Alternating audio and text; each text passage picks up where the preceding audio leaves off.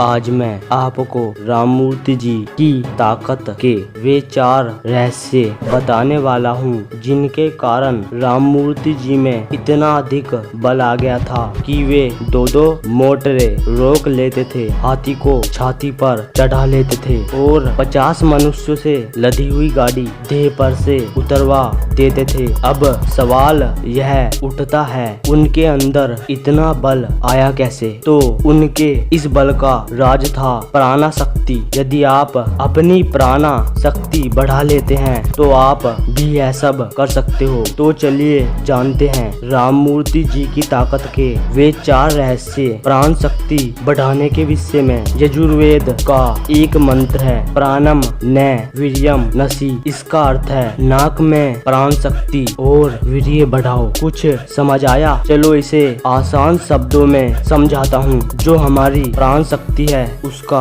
नाक के साथ संबंध है। प्राण शक्ति और वीर्य यह दोनों एक दूसरे के आश्रय से रहने वाली शक्तियाँ हैं। जब हमारी प्राण शक्ति बलवान होती है तब वीर्य भी बढ़ता है। वीर्य और प्राण ये दोनों शक्तियाँ साथ साथ रहती है। शरीर में वीर्य रहने से प्राण रहता है और प्राण के रहने से वीर्य भी रहता है। जो लोग ब्रह्मचर्य पालन करते हैं और उदरव्रता होते हैं उनका प्राण भी बलवान हो जाता है और प्राण के बलवान होने से वीर्य स्थिर हो जाता है। यह वे 2 रहस्य हैं जिनसे आप अपनी प्राण शक्ति को बढ़ाकर बलवान बन सकते हैं। शरीर को शक्तिशाली बनाने में ब्रह्मचर्य का महत्व तो आपको पता लग ही गया होगा। हर कोई कहता है ब्रह्मचर्य से शरीर बलवान होता है, ये होता है, वो होता है, लेकिन यह कोई नहीं बताता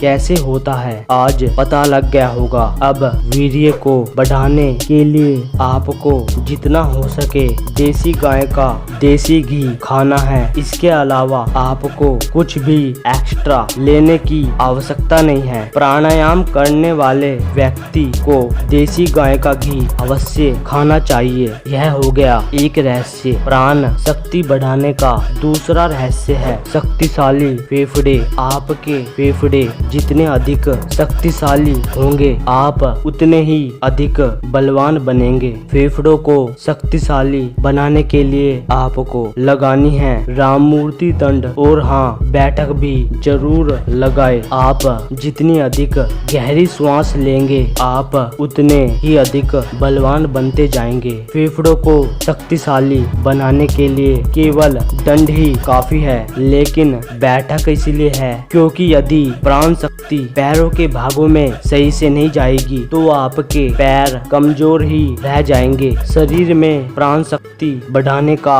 सबसे बड़ा रहस्य यही है शक्तिशाली फेफड़े, वरना सपने में भी मत सोचना आप राममूर्ति जितने ताकतवर बन पाएंगे। तीसरा रहस्य यजुर्वेद से ही बता रहा हूँ। यजुर्वेद का मंत्र है साम प्राणम प्रपदे। इसका अर्थ है प्राण को लेकर साम की शरण लेता हूँ। सामवेद गायन और उपासना का वेद है। ईश्वर उपासना और ईश्वर गुणों के गायन से प्राण का बल बढ़ता है। कुल मिलाकर आपको प्राण शक्ति बढ़ाने के लिए ईश्वर की उपासना करनी है। आप गायत्री मंत्र का जाप भी उसके अर्थ के साथ कर सकते हो। राममूर्ति जी भी ईश्वर उपासना किया करते थे। ध्यान रहे निराकार महादेव की उपासना करनी है। चौथा रहस्य है दृढ़ इच्छा शक्ति। आपके अंदर प्राण शक्ति और शारीरिक बल बढ़ाने की